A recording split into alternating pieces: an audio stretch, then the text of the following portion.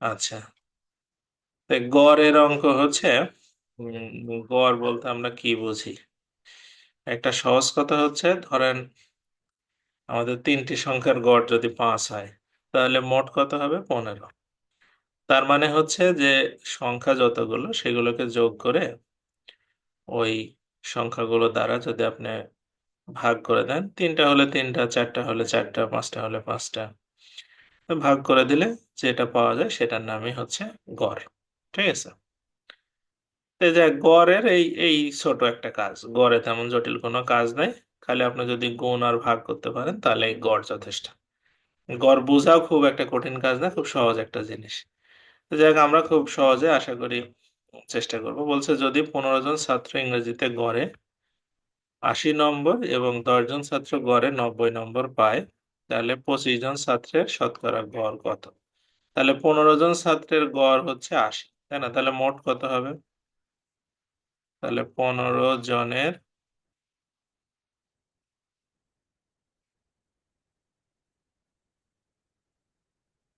১৫ জনের হচ্ছে মোট নম্বর হবে কত? ১৫ গুণন ৮০, হ্যাঁ? মানে এটা হচ্ছে ওখানে গড়েকে আমরা হচ্ছে সংখ্যা দিয়ে গুণ করলে মোট নম্বর পাওয়া যায়। তাহলে ৮ ১৫ কত হয়? ১২০, তাই না? তার মানে ১২০০। আচ্ছা। এরপরে বাদবাকি যে ১০ জন ছিল, এই ১০ জনের মোট নম্বর কত হবে? ১০ জন আপনার হচ্ছে ৯০ নাম্বার করে, তাহলে হচ্ছে এটা ৯০০। তাহলে মোট কত হলো? ২১০০। ঠিক আছে? এই ২১০০ নাম্বার মোট হচ্ছে ২৫ জন। ২৫ জন লোক ২১০০ নাম্বার।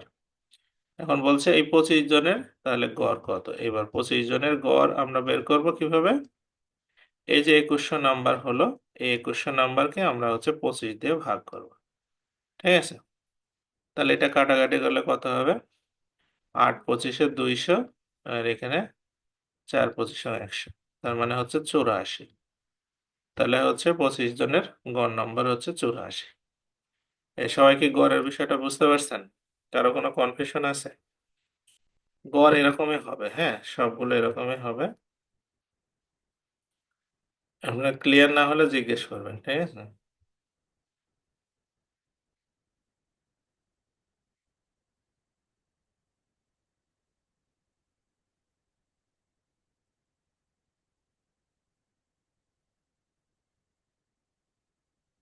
আচ্ছা। আব্দুর রহমান বলছে মানে আমাদের এখানে টোটাল ১৫ জন ছাত্র এখানে, তাদের গড় হচ্ছে ৮০। আর ১০ জন ছাত্রের গড় হচ্ছে ৯০। তাহলে ১৫ জনের গড় যদি ৮০ হয়, তাহলে ১৫ কে ৮০ দিয়ে গুণ করলে হবে ১২০০। এটা হবে হচ্ছে মোট। হুম? আর ১০ জনের গড় হচ্ছে ৯০। তার মানে এটা ৯০০। ওকে? তাহলে ১২০০ আর ৯০০ মিলে ২১০০, ২৫ জনের। তাহলে ২৫ দিয়ে ভাগ করলে আমরা হচ্ছে গড়টা পেয়ে যাব। ওকে? এরপরে বলছে যে ১০ টি সংখ্যার যোগফল হচ্ছে ৪৬২, আর প্রথম ৪ টি সংখ্যার গড় ৫২, শেষ ৫ টি সংখ্যার গড় ৩৮ হলে পঞ্চম সংখ্যাটা কত? তাহলে প্রথমে আমরা হচ্ছে বলছে এখানে প্রথম ৪ টির গড় ৫২। হুম? তাহলে প্রথম আপনার ৪ টির ৪ টির মোট কত হবে? গড় যেহেতু ৫২, সুতরাং ৪ ৫২ কত হবে? ২০৮, তাই না? ২০৮। আর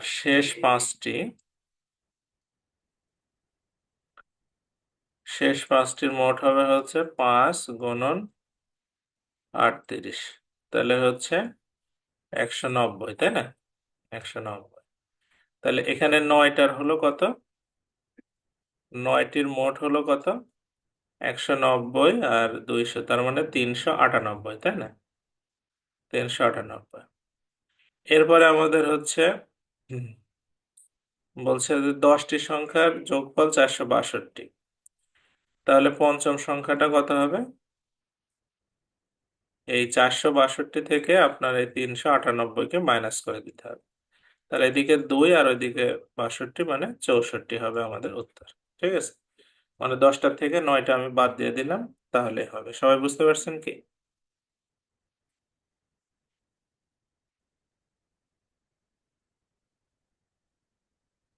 সবাই কি ক্লিয়ার এটা? আচ্ছা।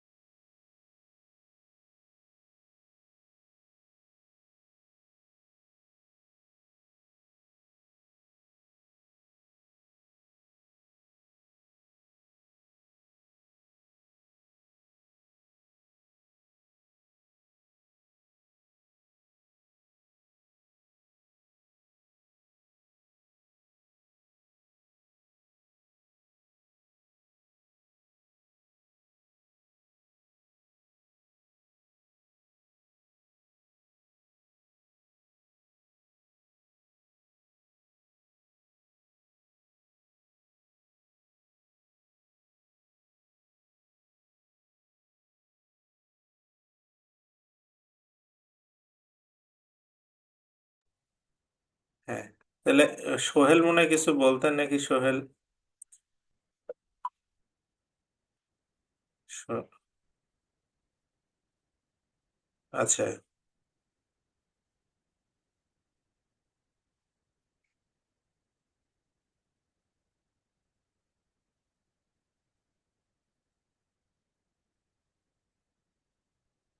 আচ্ছা যাক, এটাতে আসি। বলছে দুই সন্তানের বয়সের গড় হচ্ছে 10 বছর, মাতা সহ গড় হচ্ছে 17 বছর। তার মানে তিনজন মিলে 3 সুতরাং 51 বছর হবে।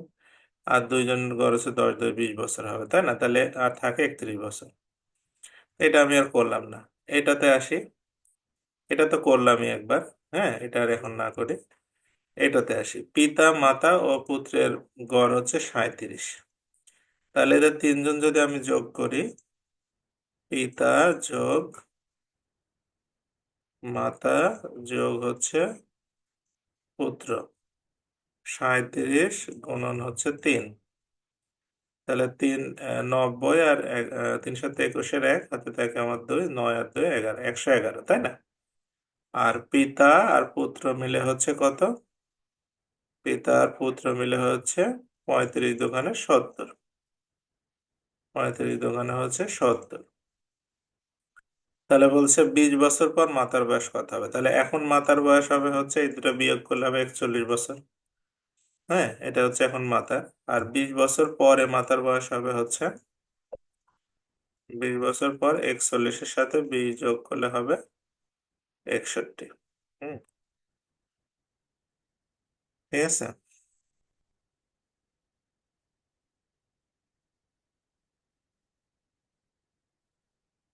আচ্ছা, সবাই বুঝতে পারছেন তো বিষয়টা কি? এগুলো সহজ অঙ্ক, মানে গড়ের অঙ্ক আসলে খুব সহজ হয়। হ্যাঁ।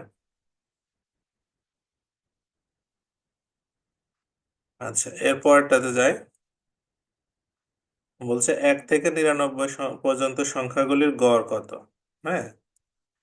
তো 1 থেকে 99 পর্যন্ত সংখ্যাগুলির আপনার গড় কত সেটা আগে আমাদেরকে মানে বের করতে হলে আমরা আগে যোগফলটা বের করব। হ্যাঁ। যোগফলটা বের করে তারপরে ওইটা দিয়ে ভাগ করলে হয়ে যাবে। হুম। আচ্ছা। তো এখানে হচ্ছে আমাদের 1 থেকে 99 পর্যন্ত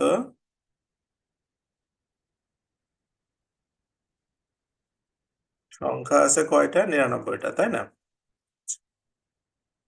আর 1 থেকে 99 পর্যন্ত সংখ্যার যোগফল কত?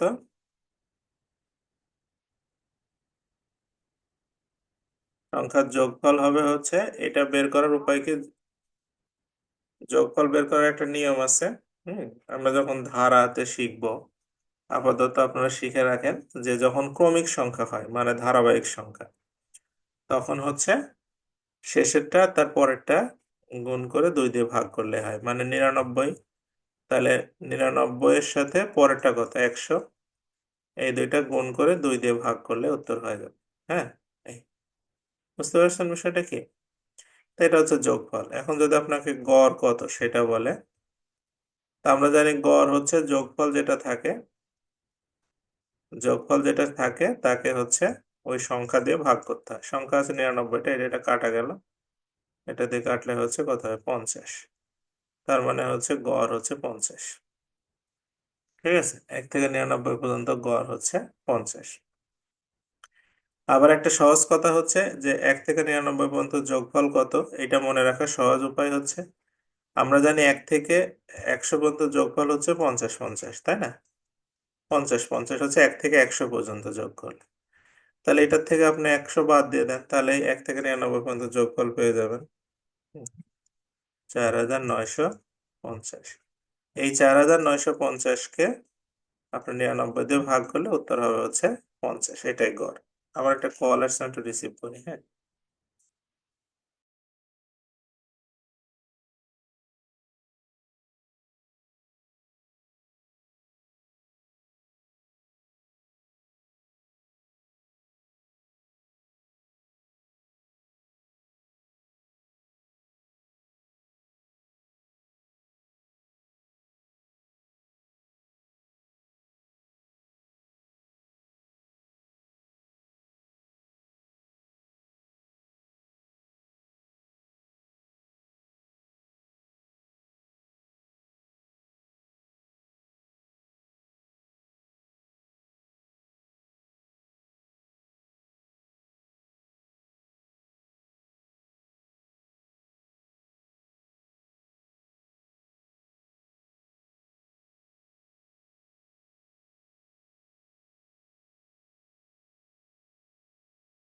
আচ্ছা, এরপরে বলছে যে 10টি সংখ্যার যোগফল 380, প্রথম 4টির গড় 50, শেষের 5টির গড় 32 হলে পঞ্চম সংখ্যাটা কত? এরকম অঙ্ক একটা করলাম না? এটা কি করা লাগবে? এরকম অঙ্ক একটা করছি না, আপনাদের মনে আছে কি?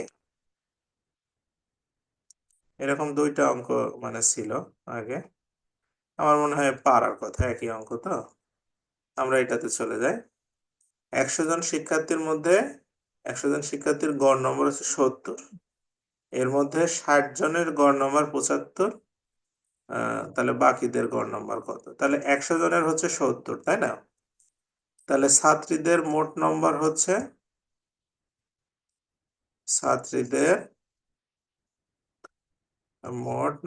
কত? এই 100 মানে ছাত্রী আছে 60 জন, 75 করে, তাই না? তাহলে 6 7 42 আর 4500, 4500। আর মোট হচ্ছে মানে মোট শিক্ষার্থীদের নম্বর কত? আপনার 170, তাহলে এখানে হচ্ছে 7000। তাহলে এটা থেকে বাদ দিলে 3500 থাকে, এই 3500 হচ্ছে ছাত্রদের। ঠিক আছে, এখন হচ্ছে বলছে যে তাহলে ছাত্রীদের মানে ছাত্রদের গড় কত? তাহলে গড় হচ্ছে ছাত্র আছে হচ্ছে 40 জন, তাই না? 100 জনের মধ্যে 60 জন ছাত্রী হলে 40 জন ছাত্র হয়। তাহলে এটা দিয়ে ভাগ করলে হবে, এটা শূন্য।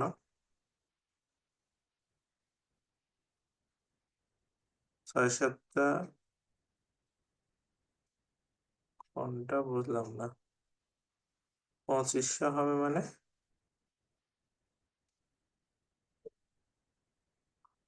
নজরুল, কোনটা 2500 হবে? ও এখানে, হ্যাঁ সরি, 2500 হবে। তাহলে 2500 এটা কাটলে হবে 4 6 24, আর হচ্ছে আমাদের 1 লাগবে, হ্যাঁ।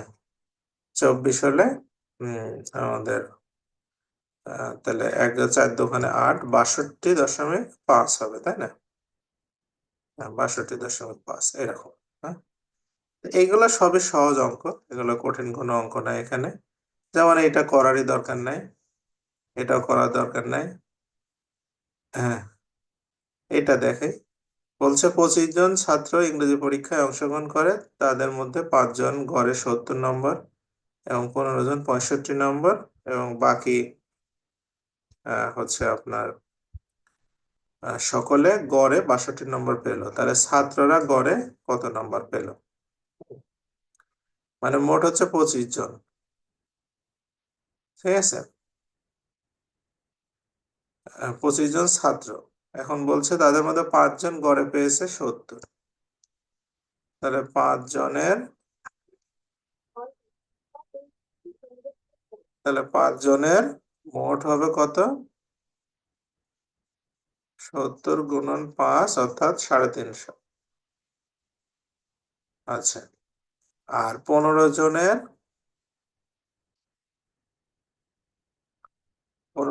মোট হবে 65 গুণন 15। তাহলে 60 গুণন 15 দিলে 900 হবে, আর 5 15 75, তাই না? তাহলে 975। তাহলে এখানে 15 পাশে 20 জন গেল, আর 5 জন যে থাকে, এই 5 জনের মোট হবে কত? 62 করে 5 জন, তাহলে 310। তাহলে এই একবারে হচ্ছে আপনার 25 জনের মোট কত হবে? এই 300 900 1200 1500 16 আর হচ্ছে 900 300 1200 1500 1560 আর 1635, তাই না?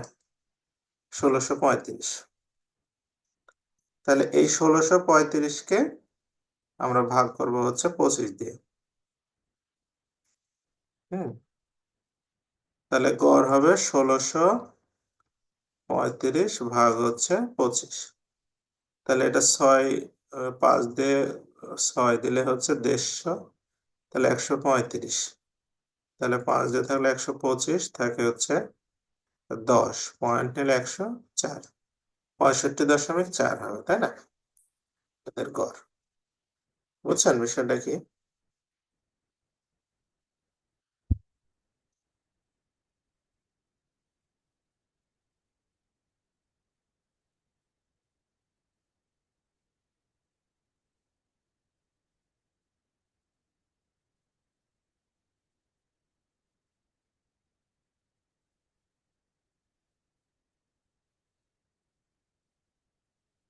আচ্ছা, পরেরটাতে যাই। যদি এক্স সংখ্যক সংখ্যার গড় হচ্ছে এ এবং ওয়াই সংখ্যক সংখ্যার গড় বি হয়, তবে এক্স প্লাস ওয়াই সংখ্যক সংখ্যার গড় কত? এটা একটু বোঝার চেষ্টা করেন।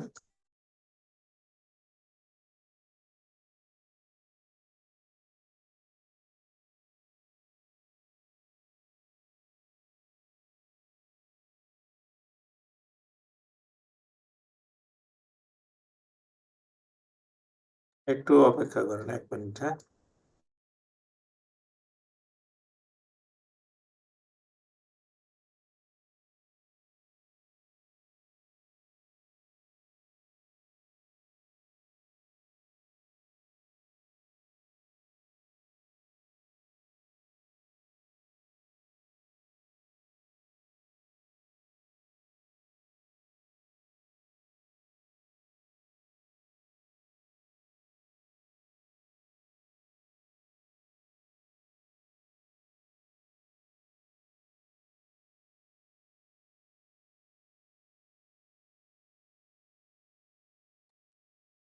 তো বলছে যে এক্স সংখ্যক সংখ্যার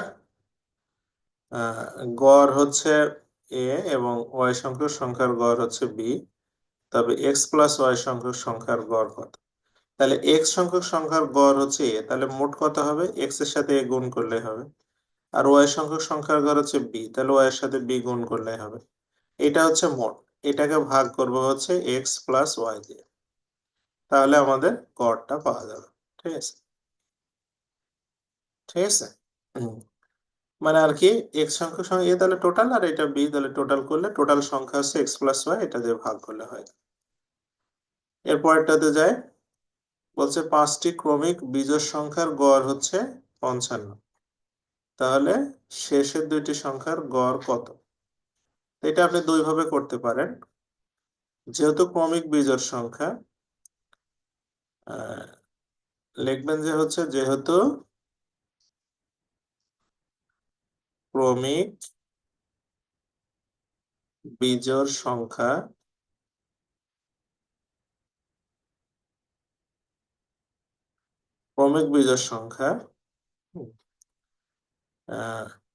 সেহেতু হচ্ছে আপনি গড় হলে মাঝখানে হবে গড়টা, হ্যাঁ। তার মানে 55, 55 পরে আছে কত? 57, তারপরে কত আছে? 59। এদিকে তাহলে দুইটা হলো, বাম দিকেও দুইটা হবে, গড়টা মাঝখানে থাকে। তাহলে এদিকে হবে 53 আর এদিকে হবে হচ্ছে 51, এই পাঁচটা। যেহেতু ক্রমিক মানে পর পর বিজোড় সংখ্যার গড় যদি হয় তাহলে গড়টা মাঝখানে থাকে, গড়টা থাকবে মাঝখানে, হ্যাঁ। পাঁচটার এই পাশে দুইটা ওই পাশে দুইটা। এখন বলছে শেষের দুইটার গড় কত? তাহলে শেষের দুইটার গড় হচ্ছে শেষ দুইটির গড় হচ্ছে 57 প্লাস 59, এটাকে 2 দিয়ে ভাগ করতে হবে। তাহলে 7 9 হচ্ছে 16 আর 100, 116 ভাগ হচ্ছে 2, তাহলে হবে কত? 58। এটা দেখেই বোঝা যাচ্ছে, কারণ 57 আর 58 এর মাঝখানে হবে, 57 আর 59 এর মাঝখানে হবে 58। হুম, এই এটা একটা উপায়। আরেকটা উপায় হচ্ছে আপনি লিখতে পারেন এভাবে, যে বিজোড় সংখ্যা 5টা, তাই না? তাহলে প্রথমটা লিখতে পারেন যে x, পরেরটা হচ্ছে x প্লাস 2, তারপরটা হচ্ছে x প্লাস 4, তারপরটা লিখতে পারেন x প্লাস 6, তারপরটা লিখতে পারেন x প্লাস 8। এই হচ্ছে 5টা। এই 5টা আপনি হচ্ছে যোগ করবেন, যোগ করলে কত হবে? এই 5টা যোগ করলে হবে 55 গুণন হচ্ছে 5, যেহেতু 5টা। তাহলে এখানে হবে হচ্ছে 5x প্লাস হচ্ছে 20, তাই না? 4 আর 6, 6 12 আর এটা 20, তাহলে 5 55 কত হবে? 275, তাই না? তাহলে 5x সমান সমান 255। তাহলে x এর মানটা হচ্ছে 51। তার মানে আপনার প্রথম সংখ্যাটা হচ্ছে 51, আর পরেরটা 53, তারপরটা 55, তারপরেরটা আপনার 57, তারপরটা 59। এখন বলতে শেষের দুইটার গড় কত? তাহলে ওই একইভাবে 57 আর 59 যোগ করে 2 দিয়ে ভাগ, 100 হচ্ছে 58, শুধু 58 হবে। এভাবে বের করে নিয়েও আপনি চাইলে করতে পারেন। ওকে, আচ্ছা এর পরেরটাতে আসি। বলছে 6 8 আর 10 আর 7 9 আর কোন সংখ্যার গড় সমান? তাহলে এটা 6 8 আর 10, এইটার গড় করলে যা হবে, গড় মানে 3 দিয়ে ভাগ করলে যা হবে, 7 9 আর একটা সংখ্যা আমি ধরে নিলাম x, এটাকেও 3 দিয়ে ভাগ করলে তাই হবে, মানে গড় একই হবে। তাহলে উভয় পাশ থেকে 3 আপনি তুলে দেন, তাহলে এটা হচ্ছে 24 আর এটা হচ্ছে এই পাশে 16 বিয়োগ হয়ে যাবে, সমান সমান x। তার মানে x এর মান হচ্ছে 8।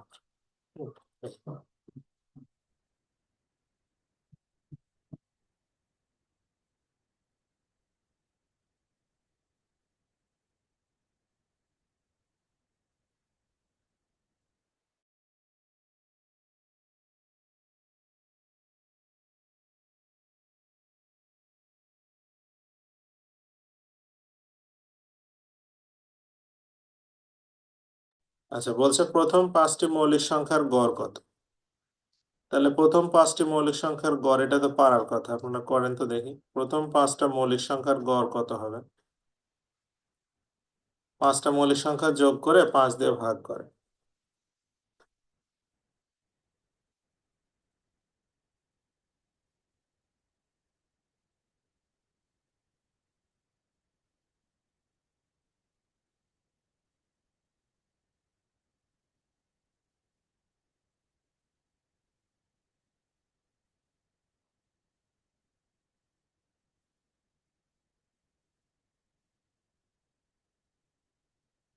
আচ্ছা, কেউ করতে পারলেন?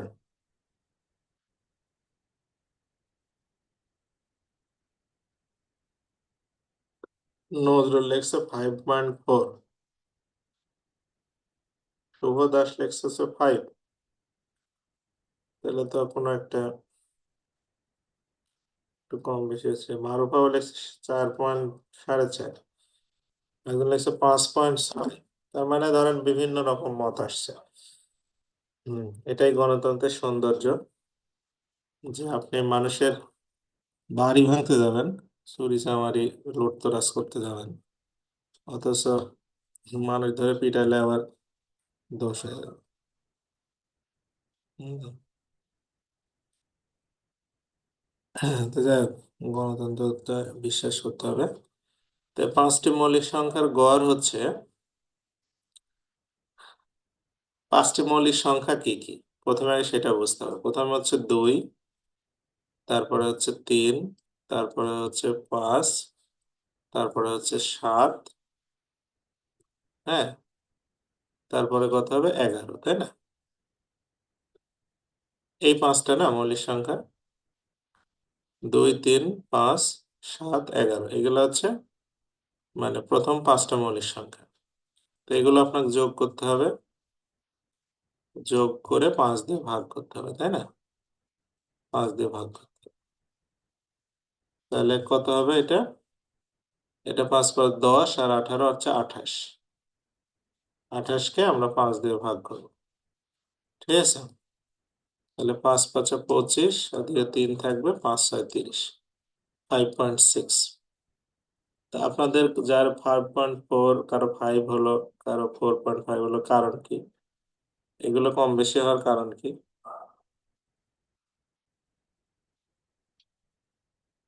মানে এটার পিছনে তো কোনো একটা কারণ আছে, তাই না? মানে কেন এটা হলো?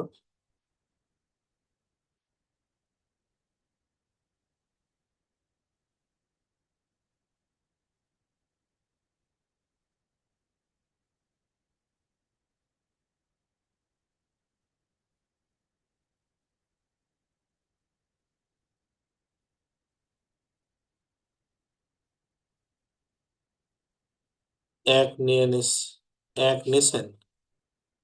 না না, এক তো নেওয়া যাবে না। এক তো মৌলিক সংখ্যা না। হ্যাঁ, এই ভুলটা অনেকেই করে। হ্যাঁ, যে এক নিয়ে নেয়। এক হচ্ছে মৌলিক সংখ্যা না, কারণ মৌলিক সংখ্যার দুইটা উৎপাদক থাকবে। যেমন সাতের হচ্ছে আপনার দুইটা উৎপাদক, একটা এক আর একটা হচ্ছে সাত। যেমন পাঁচের দুইটা উৎপাদক, এক আর পাঁচ। কিন্তু একের একটাই উৎপাদক, সেটা হচ্ছে এক। বুঝতে পারছেন বিষয়টা কি? তো কোনো সংখ্যার একটা উৎপাদক হলে তো সে মৌলিক সংখ্যা হবে না, মৌলিক সংখ্যার ফ্যাক্টর হবে দুইটা। হুম।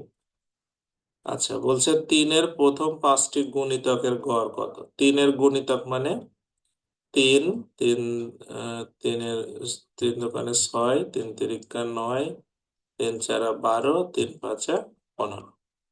এইগুলার গড় করতে হবে, 5 দিয়ে ভাগ করতে হবে, হ্যাঁ, এটার গড় করতে বলছে। তাহলে 15 15 30, 15 45, 45-এর 5 ভাগ করলে 9। ঠিক আছে।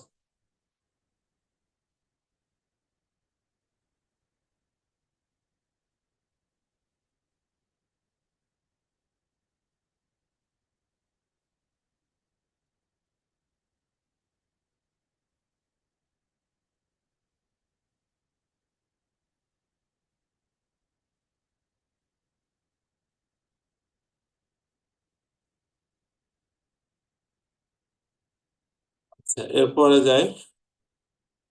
পরে বলছে 1 থেকে 100 পর্যন্ত বিজোড় সংখ্যার গড় কত? তাহলে 1 থেকে 100 পর্যন্ত বিজোড় সংখ্যার আগে তো যোগফল বের করতে হবে, তাই না? তাহলে যোগফলটা বের করি আগে। যোগফল মানে ধারাটা কিরকম? প্রথমটা 1, তারপরটা 3, তারপরটা 5, এভাবে 100 পর্যন্ত, হ্যাঁ। হুম। 100 পর্যন্ত বিজোড় সংখ্যা হলে 100 পর্যন্ত যাওয়া লাগবে না, আমাদের 99 পর্যন্ত গেলে হবে। বিজোড় সংখ্যা যেহেতু, এটা 99 পর্যন্ত গেলে হলো। ওকে। তাহলে আমাদের 1 থেকে 99 পর্যন্ত আপনার এই যোগফলের সূত্র কি? বিজোড় সংখ্যা, বিজোড় সংখ্যার সূত্র হচ্ছে যে, যে কোনো সংখ্যারই যোগফলের সূত্র হচ্ছে যে প্রথম পদ যোগ শেষ পদ, তাই না? প্রথম পদ হচ্ছে 1 আর যে শেষ পদ হচ্ছে 99। ভাগ হচ্ছে আহ, পার্থক্য। হুম, হ্যাঁ। এবার এখানে পার্থক্য কত? 2। আর গুণন হচ্ছে পদ সংখ্যা। পদ সংখ্যা কয়টা আছে? এর মধ্যে বিজোড় সংখ্যা আছে 50টা। হুম, মানে হচ্ছে এটা সূত্র আমাদের সামন্ত ধারা গুণন্ত ধারা যখন পড়বো, যে প্রথম পদ যোগ শেষ পদ ভাগ পার্থক্য গুণন হচ্ছে কয়টা পদ আছে সে কয়টা। তাহলে 1 থেকে 99 পর্যন্ত 50টা আছে বিজোড়, 50টা আছে জোড়। তাহলে এখানে এটা 100 কে এটাতে ভাগ করলে হবে কত? 25। তাহলে 100 গুণন 25, তার মানে 2500। এর যোগফল হচ্ছে 2500। এখন যদি আপনাকে বলে গড় কত, তাহলে এই 2500 কে আপনার ভাগ করতে হবে কত দিয়ে? 50 দিয়ে। তাহলে 50 হবে হচ্ছে গড়। হুম, এই যোগফলের সূত্রটা মানে সামন্ত ধারার সময় আরো ভালোভাবে শেখা যাবে। আচ্ছা, প্রথম 7টি স্বাভাবিক সংখ্যার বর্গের গড় কত? প্রথম 7টা স্বাভাবিক সংখ্যা মানে 1, 2, 3, 4, 5, 6, 7।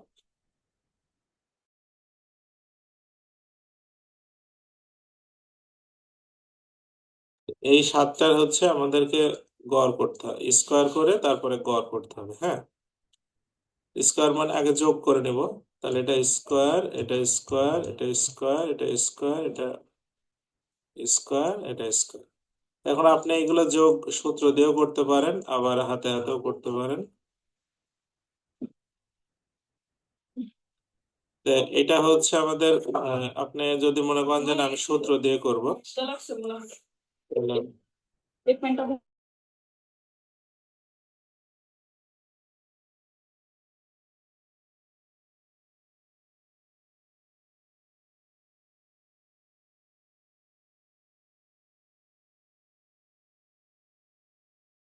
এখানে আমাদের ধরেন যদি সূত্র ছাড়াই করি তাহলে হচ্ছে এটা 1, এটা হচ্ছে 4, এটা হচ্ছে 9, এটা হচ্ছে 16, এটা 25, এটা 36, আর এটা 49। হ্যাঁ, তাহলে 40 আর 70 আর 15 75 বলতে হচ্ছে 100, 125 আর 9, তাহলে কত হবে? 125 আর 5 130, তাই না? যোগ করলে হবে 130। কয়টা সংখ্যা আছে এখানে? এখানে সংখ্যা আছে হচ্ছে আপনার 7টা। হলো না কেমন যোগফল? 40 আর 30 70, 70 আর 15 হচ্ছে 85। ভুল হলো একটু, হ্যাঁ 140 হবে, সরি 140 হবে, 140। তাহলে 7 দোকানে 14 মানে 20। আচ্ছা, এটা হচ্ছে আপনি এইভাবে যোগ করতে পারেন, আবার হচ্ছে যোগফলের একটা ফর্মুলা আছে, ওইটা ইউজ করতে পারেন। ফর্মুলাটা হচ্ছে এরকম, যে n, n plus one two n plus one divided by 6। হ্যাঁ, এই সূত্র। তাহলে এন এর মান হচ্ছে এখানে 7, তাহলে 7-এর সাথে 1 যোগ মানে 8, আর 2 ইন্টু 7 প্লাস 1 মানে 15 ভাগ হচ্ছে 6। তাহলে 7 গুণন 8 গুণন 15 বাই হচ্ছে 6। হ্যাঁ, তাহলে এটা হবে যোগফল, এটা যোগ করলে 140 হবে। এই 140-কে আবার 7 দিয়ে ভাগ করলে গড় হবে 20। এই, বুঝছেন কি সবাই?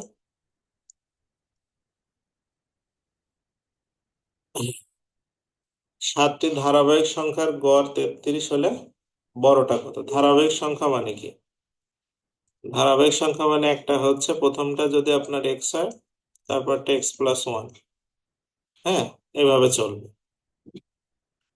তারপরটা হচ্ছে কি, আপনার প্রথম আমি এইভাবে লিখি, প্রথমটা যদি এক্স হয়, পরটা এক্স প্লাস ওয়ান, তারপরটা এক্স প্লাস টু, তারপরটা এক্স প্লাস থ্রি, তারপরটা এক্স প্লাস ফোর, তারপরটা এক্স প্লাস ফাইভ, তারপরে হচ্ছে এক্স প্লাস সিক্স। এই 7টা, এই 7টা আপনার হচ্ছে যোগফল কত হবে তাহলে? 7x প্লাস হচ্ছে 21, তাই না? এগুলো যোগ করলে 6 আর 5 11, 4 15, 15 21, এগুলা যোগ করলে 33 গুণন 7। হুম, তাহলে 7x সমান সমান 221 মাইনাস হচ্ছে 21, না ভুল হলো, তিন সাত 21, 7 2 23 হবে এটা। তাহলে হচ্ছে এক্স এর মান হচ্ছে কত, 210 কে 30। তাহলে বলছে বড় সংখ্যাটা কত, তাহলে বড় সংখ্যাটা হচ্ছে 36। ঠিক আছে। হুম, হুম।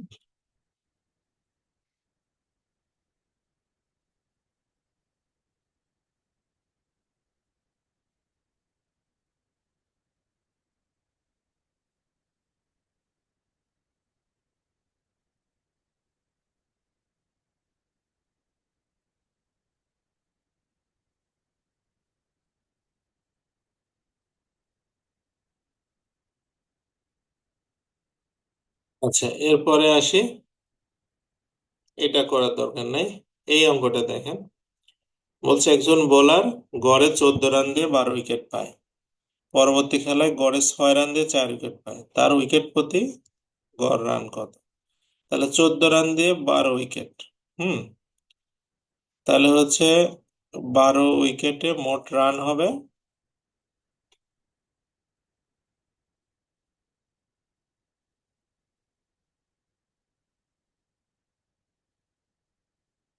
14 × 12,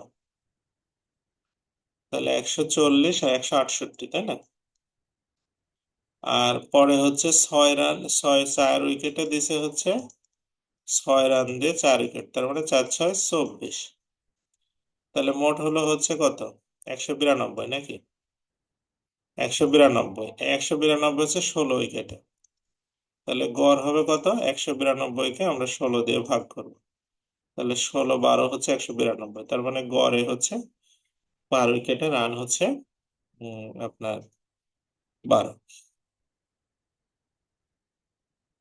এরপরে আসি, এটা করার দরকার নাই, এগুলো করবেন। এগুলো, এইটা দেখেন, বলছে একটি ক্লাসের সকল ছাত্রছাত্রীর গড় বয়স হচ্ছে 15.8, ছাত্রদের গড় হচ্ছে 16.4, ছাত্রীদের গড় হচ্ছে 15.4। তাহলে ছাত্রছাত্রীর অনুপাত কত, মানে ছাত্র কয়জন আর ছাত্রী কয়জন? তাহলে আমি ছাত্র ধরলাম এক্স আর ছাত্রী ধরলাম হচ্ছে ওয়াই। হ্যাঁ। তাহলে মোট কি হবে, মোট হবে এক্স প্লাস ওয়াই, এ হচ্ছে মোট ছাত্রছাত্রী মিলে। হুম। এখন বলছে যে ছাত্রদের গড় 16.4, তাহলে 16.4 গুণন 16.4 গুণন ছাত্র ধরছি কয়জন, এক্স জন, আর ছাত্রীদের হচ্ছে 15.4, 15.4 গুণন ছাত্রী ধরছি কয়জন, ওয়াই জন। এই দুইটা যোগ করলে মোট হচ্ছে কত হবে, ওরা বলছে মোট হবে 15.8, মানে 15.8 হবে টোটালের গড়। ওকে, এই তাহলে এখানে 16.4 এক্স, আর ওই পাশ থেকে আমার আসবে হচ্ছে 15.8 এক্স, আর ওই পাশে থাকবে 15.8 এক্স, থেকে বাদ যাবে 15.4 এক্স।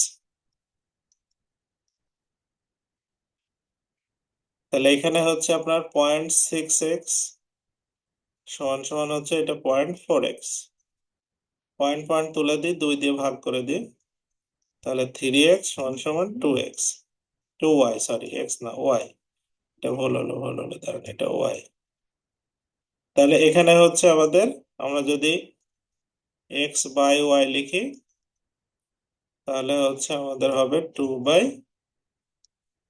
এই তো অনুপাত। হুম। এটাই জানতে চেয়েছে, এটার অনুপাতটা জানতে চেয়েছে।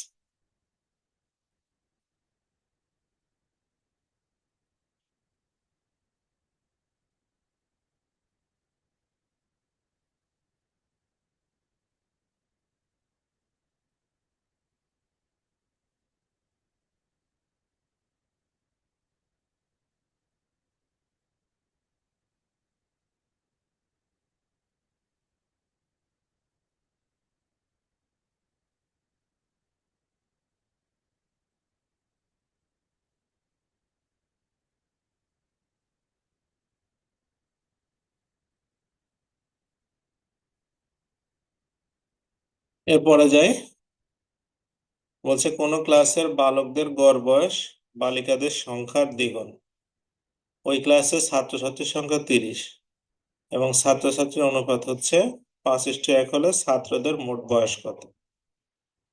তাহলে এখানে ছাত্র ও ছাত্রী আগে বের করে নিই। ছাত্র হচ্ছে এই 30 জনের আপনার এই 5 আর 6 ভাগের 5 ভাগ হচ্ছে ছাত্র, তার মানে 25 জন ছাত্র। আর ছাত্রী হচ্ছে তাহলে 5 জন, তাই না, 30 জনের মধ্যে। এখন বলছে ছাত্রদের গড় বয়স।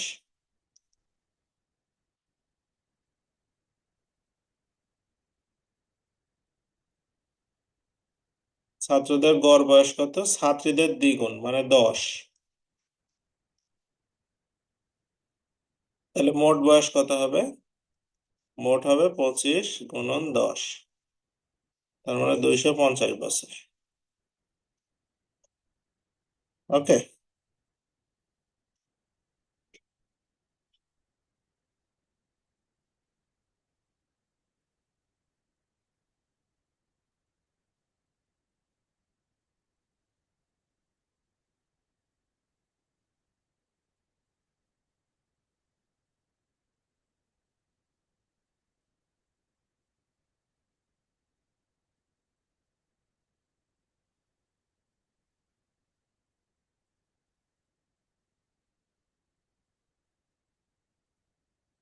আচ্ছা,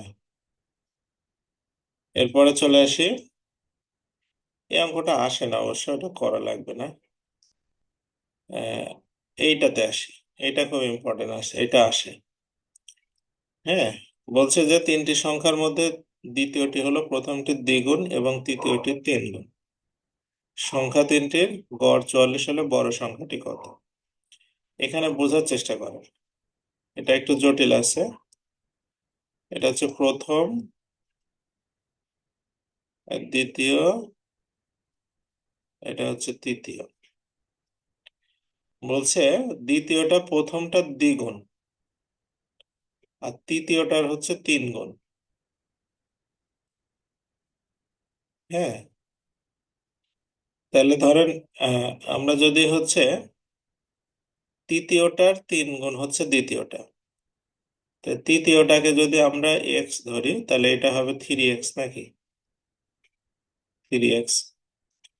এখন আবার দেখেন বলছে দ্বিতীয়টা প্রথমটার দ্বিগুণ, তাহলে প্রথমটা হবে 1.5x, কারণ 1.5x এর দ্বিগুণ করলে 3x হয়। আবার এটা 3 গুণ করলে 3x হয়। তো বলছে এই তিনটার গড় হচ্ছে 44, তাহলে এই তিনটা যোগ করলে কত হবে? 3 আর 1 4, 5.5, তাই না?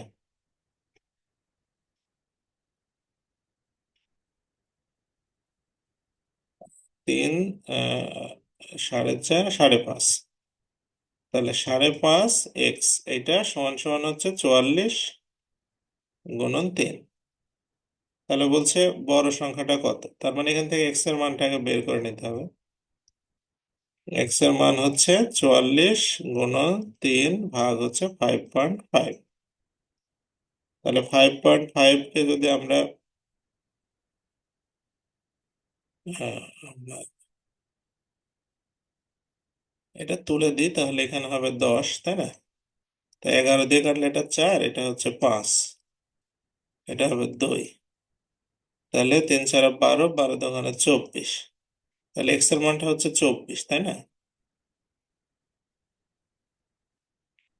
এক্স এর মানটা যদি 24 হয়, বলছে বড় সংখ্যাটা কত, তাহলে এটা, তাহলে 3 × 24 = 72 হবে, তাই না?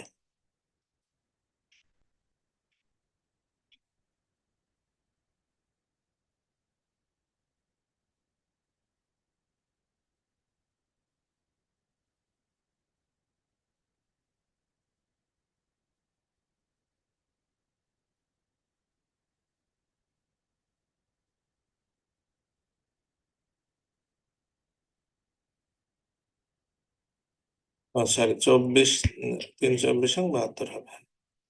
এরপরটাতে যাই তাহলে। এটাও খুব একটা ইম্পর্টেন্ট না, এইটা ইম্পর্টেন্ট আছে। 31 নাম্বারটা আসে পরীক্ষায়। বলছে একটি শুটিং প্রতিযোগিতায় 8 জনের একটা দল অংশ নিল। যে শ্রেষ্ঠ শুটার, হুম, যে শ্রেষ্ঠ শুটার সে কি করলো? মানে 85 পয়েন্ট পেয়েছে, সে যদি 85 পয়েন্টের বদলে মানে 92 পয়েন্ট পেলে দলের গড় হতো 84। দলটি কত পয়েন্ট পেয়েছিল? হুম, দলটি কত পয়েন্ট পেয়েছিল? তাহলে হচ্ছে আমরা এখানে দলটি পয়েন্ট পেয়েছিল, আমরা ধরে নিলাম হচ্ছে এক্স, মানে এক্স এর মান বের হলে অঙ্ক হবে। তো এখানে বলছে যে টোটাল পয়েন্ট হচ্ছে এক্স, বলছে যে শ্রেষ্ঠ শুটার সে পেয়েছিল 85। তো সে যদি 85 না পেয়ে 92 পেত, তার মানে আপনি 85-কে এখান থেকে বাদ দিয়ে দেন, 85-কে বাদ দিয়ে দেন, বাদ দিয়ে আপনি 92-কে যোগ করেন। হ্যাঁ, এইবার যদি আপনি গড় করেন, গড় করবেন কয়জন দিয়ে? 8 জন দিয়ে। এইবার গড় হবে 84। এবার গড় হবে কত? 84। বুঝছেন কথা? মানে সে একজন 85 পেয়েছে, সে 85-কে না রেখে আপনি যদি হচ্ছে,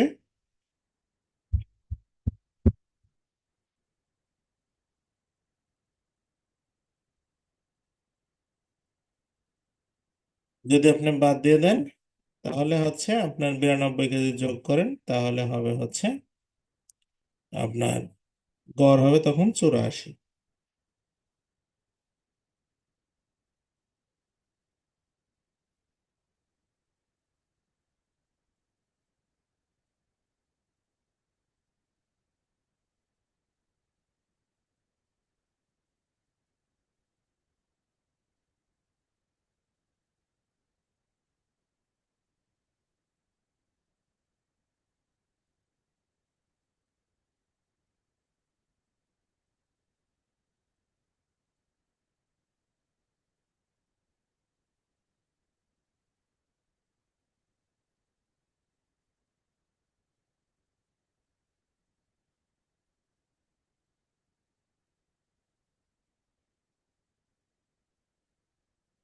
আচ্ছা, তাহলে এটাকে যদি আমরা ক্যালকুলেশন করি, তাহলে x+7 হবে এটা, আর 84 গুণন হচ্ছে 8। হ্যাঁ, তাহলে এক্স এর মানটা কত হচ্ছে আমাদের? 8 × 84 কত হয়? 4 × 8 = 32, 3 থাকলো, তাহলে 67 নাকি? 64, তাহলে 67, তাই 7 বাদ যাবে, তাহলে এক্স এর মান হবে 665।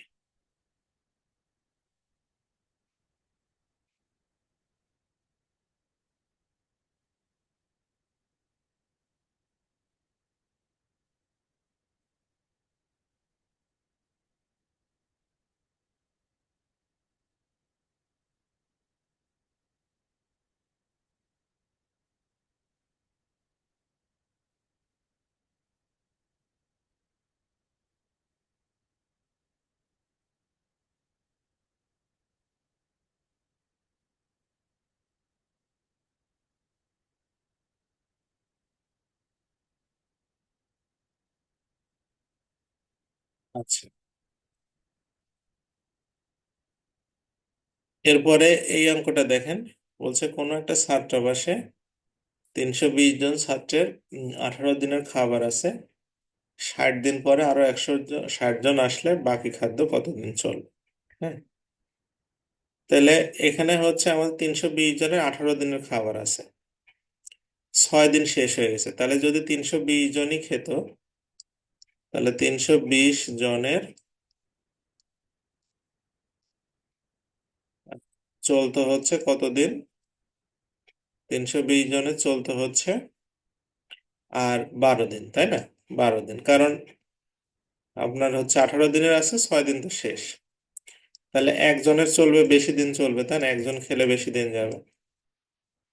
আর আমাদের পরে আরো 160 জন আসছে, তাহলে 320 + 160, মোট হচ্ছে 480।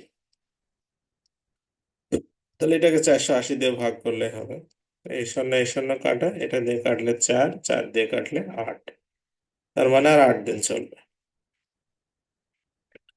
এই বুঝতে পারছেন সবাই অঙ্কটা? এটা আসে পরীক্ষায় কিন্তু, হ্যাঁ।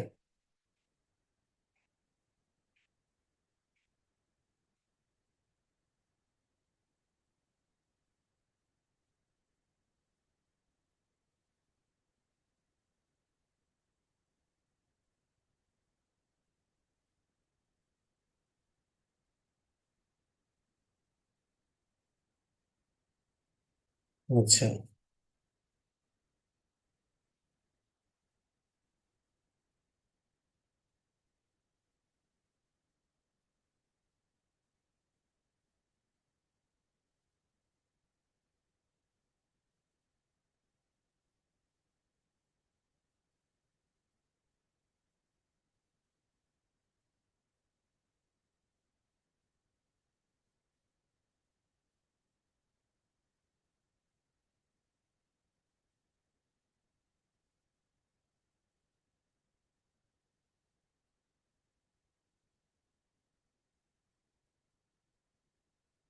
তারপর একটা দেখি কি আছে।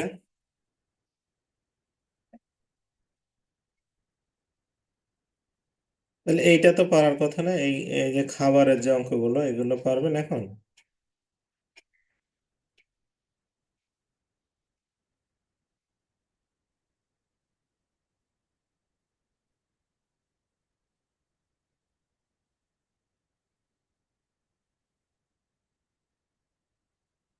খাবারের অঙ্ক, এই যে বানরের অঙ্কটা, এটা একটু দেখায়। যে বানর আপনার হচ্ছে 14 মিটার পিচ্ছিল বাসে মাথায় উঠতে প্রথম সেকেন্ডে 3 মিটার উঠবে, পরবর্তী সেকেন্ডে 1 মিটার নেমে যাবে। তাহলে বাঁশের মাথায় উঠতে তার কত সময় লাগবে? হ্যাঁ, এই অঙ্ক কি কারো কোনো সমস্যা আছে এটাতে?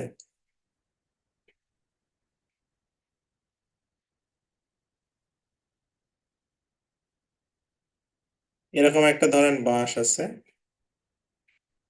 এই বাঁশের মাথায় সে উঠতে চাচ্ছে, হ্যাঁ, উঠতে চাচ্ছে এইটাতে। তো এর সমস্যাটা কোথায়? সমস্যাটা হচ্ছে যে সে প্রথম সেকেন্ডে 3 মিটার উঠবে। হ্যাঁ, মানে এখানে হচ্ছে 1 মিটার, 2 মিটার, 3 মিটার। তার সময় কিন্তু 1 সেকেন্ড চলে গেল, হ্যাঁ, 1 সেকেন্ড গেল, 1 সেকেন্ড। ওকে। এরপরে পরের সেকেন্ডে গিয়ে সে কি হলো, আপনার নেমে গেল 1 মিটার। তাহলে এখানে হচ্ছে তার সময় লেগে গেল কয় সেকেন্ড? 2 সেকেন্ড। তার মানে সে 2 সেকেন্ডে আসলে 2 মিটার উঠতে পারছে, তাই না? 2 সেকেন্ডে সে 2 মিটার করে উঠতে পারছে। তাহলে যদি আমরা যদি বলি যে 10 সেকেন্ডে যাবে কতটুকু, যদি 10 সেকেন্ড হয় তাহলে 10 মিটার যাবে নাকি? 10 মিটার যাবে। আচ্ছা, তারপরে সেকেন্ডে আবার যদি 1 সেকেন্ড যায়,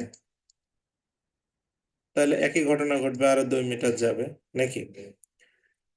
তারপরে 12তম সেকেন্ডে গিয়ে আরো 2 মিটার যাবে। হ্যাঁ।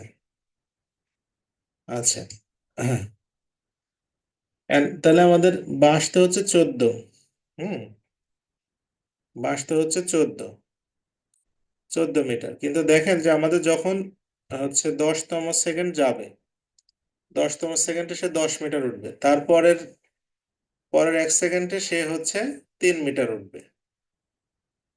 হ্যাঁ, 3 মিটার উঠে 1 মিটার নেমে যাবে। তাহলে 11 সেকেন্ডে সে তখন গিয়ে আহ, আপনার পৌঁছাবে হচ্ছে 11 সেকেন্ডে, 11 সেকেন্ডে, না 12 সেকেন্ডে গিয়ে সে হচ্ছে, 12 সেকেন্ডে গিয়ে সে 12 মিটারে পৌঁছালো। আর উপরে থাকলো হচ্ছে কয় সেকেন্ড, মানে উপরে থাকলো আর এখানে ধরেন এই পর্যন্ত হচ্ছে 12 চলে গেছে, উপরের দিকে আর 2 মিটার আছে। এখন এই 2 মিটারে পরের বার কিন্তু আর সে নামবে না। মানে এইবার যখন উঠে যাবে আর 1 সেকেন্ড সময়, সে যখন 3 মিটার উঠে যাবে তখন কিন্তু আর নামার সুযোগ নেই। তার মানে পরে আর 1 সেকেন্ড সময় লাগবে, তাই না? তার মানে 13 সেকেন্ড লাগার কথা টোটাল। বুঝতে পারছেন কথা কি সবাই? হুম।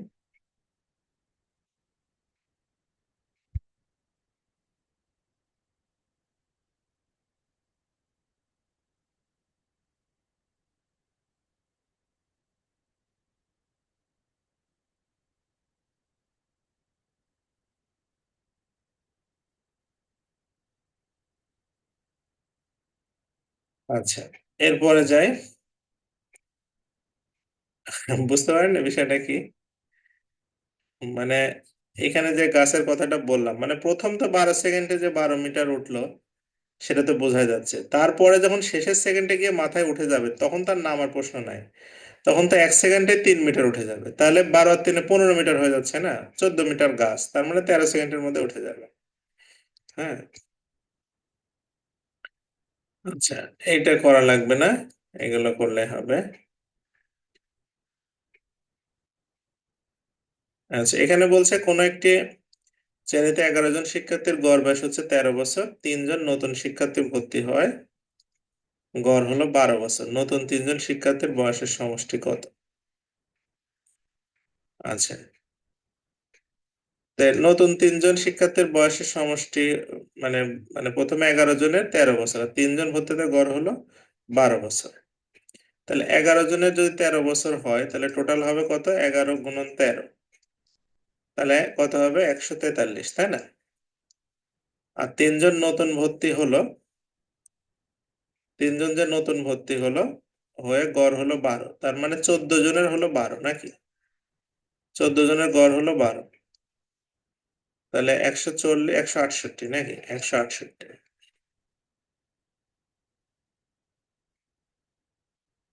তাহলে এই যে এখান থেকে আপনার হচ্ছে 3 জনের মোট পাওয়া যাবে, 3 জনের মোট হচ্ছে 143, সে থেকে 68 বাদ দিলে আমাদের 25 হবে নাকি? না, ভুল হচ্ছে আমার।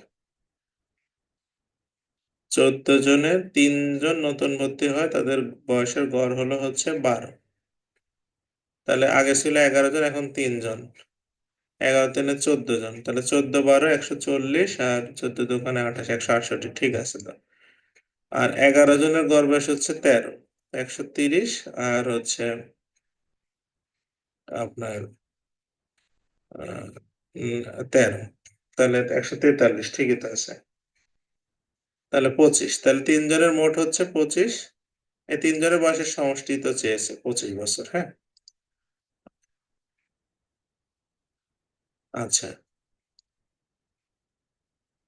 এই প্রশ্নটা দেখেন, বলছে 5, 9 আর ক, খ, এদের গড় বয়স হচ্ছে 14, মানে 5, 9 প্লাস ক প্লাস খ, এই চারটা যদি আপনি গড় করেন তাহলে হবে 14, তার মানে হচ্ছে ক প্লাস খ, এটার কত হবে? এটা 4 × 14 = 56 থেকে আপনার 14 বাদ যাবে, তাহলে ক প্লাস খ হচ্ছে 42। এখন আমাদেরকে বলছে কি দেখেন, বলছে যে ক প্লাস 7 আর খ -3, এইটাকে ভাগ, এটার গড় করতে হবে। আচ্ছা, এখন অনেকে বলতে পারে স্যার এখানে 4 দিয়ে ভাগ করবো না 2 দিয়ে ভাগ করবো? এখানে আমার হিসাবে 2 দিয়ে ভাগ করতে হবে। 2 দিয়ে কেন ভাগ করতে হবে? কারণ এখানে সংখ্যা হচ্ছে দুইটা, এ একটা আর এ একটা, বুঝতে পারছেন? অনেকে বলতে পারে ক একটা সংখ্যা, 7 একটা সংখ্যা, খ একটা সংখ্যা, 3 একটা সংখ্যা, না, এখানে ব্র্যাকেটের মধ্যে মিলে এটা একটা সংখ্যা, এটা একটা সংখ্যা, আপনাকে 2 দিয়ে ভাগ করতে হবে। আর এখানে সংখ্যা চারটা, একটা, দুইটা, তিনটা, চারটা, তাহলে এখানে ক প্লাস খ প্লাস 4, ক প্লাস এটা ভাগ 2, ক প্লাস খ এর মান হচ্ছে 42 ভাগ 4 ভাগ 2, 46, 46 অর্ধেক হচ্ছে 23। এই, বুঝতে পারছেন কথা কি? এটা হচ্ছে গড়, এটা অবিস্ময়ক পদে গড় অঞ্চলে আসছিল। আচ্ছা, এরপরে বলছে 6টি সংখ্যার গড় হচ্ছে 6.8, যদি এদের মধ্যে একটি সংখ্যাকে 4 দ্বারা গুণ করলে সংখ্যাগুলির গড় বৃদ্ধি পেয়ে যায়, তবে 9.8, তবে 6টি সংখ্যার মধ্যে কোন সংখ্যাকে 4 দ্বারা গুণ করা হয়েছে? তো প্রশ্নটা একটু পিকুলিয়ার টাইপের। আপনি দেখেন 6টা সংখ্যা, হ্যাঁ, 6টা সংখ্যা আপনার হচ্ছে, আমি একটা সংখ্যা ধরলাম এ, একটা বি, আপনার বোঝেন অঙ্কটা, হ্যাঁ, সি, একটা হচ্ছে ডি, একটা হচ্ছে ই, একটা হচ্ছে এফ, এই 6টা সংখ্যা, এই 6টা সংখ্যার গড় হচ্ছে 6.8, তাহলে যোগ করলে কত হবে?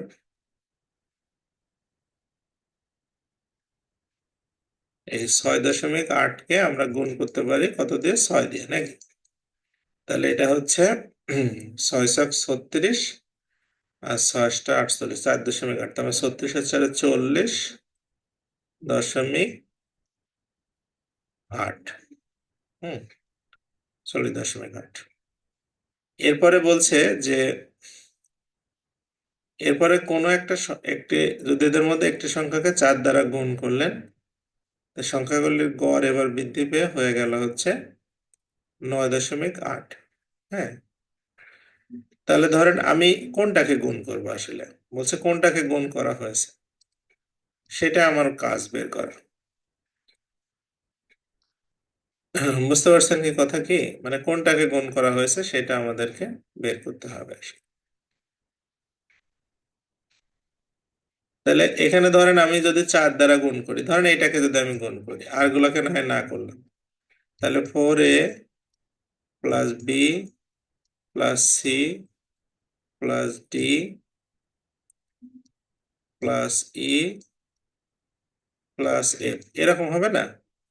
এই সময় গড় হবে হচ্ছে 9.8। এটাও কিন্তু 6টায়, হ্যাঁ। তাহলে 6 নং 54 আর 6 টা 48, তাহলে 54 আর 4 58.8 হবে, তাই না? 58.8 হবে।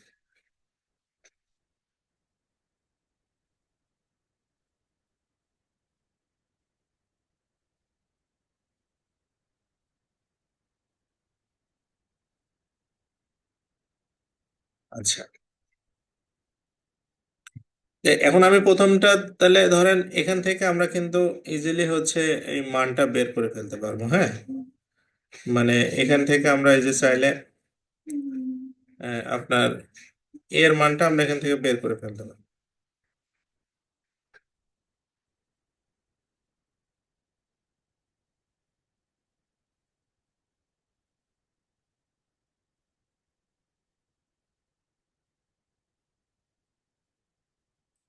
তাহলে যদি আমি এই দুইটা সংখ্যা বিয়োগ করে দিই, তাহলে বিয়োগ করলে কি হবে? এটা বিয়োগ হয়ে যাবে সবগুলো। তাহলে বিয়োগ হলে এটা এটা এইটা এইটা এইটা এইটা এইটা এইটা এইটা এটা কাটা, তাই না? তাহলে এখানে হবে 3a, আর এখানে হবে 40, মানে 18 দশমিক, মানে 18 হবে, তাই না? 18 হলে তো মিলে যাচ্ছে, 18। তাহলে এর মানটা হচ্ছে কত? 6। তার মানে এর মধ্যে একটা সংখ্যা আছে 6, সেই 6 নামের সংখ্যাটাকে আমি 4 দিয়ে গুণ করছি। তাহলে আমাদের উত্তর হবে হচ্ছে 6। বুঝতে পারছেন বিষয়টা কি? এই আর কি। তো এই টোটাল আমাদের গড়ের অঙ্ক 40টা। এই 40টার মধ্যে পরীক্ষায় আসে, এর বাইরে সচরাচর আসে না। আপনাদের কারো কোনো জানা ছিল কিনা কোনো কিছু গড়টার সম্পর্কে? এই 40টা ধীরে সুস্থে প্র্যাকটিস করলে কমন পড়বে।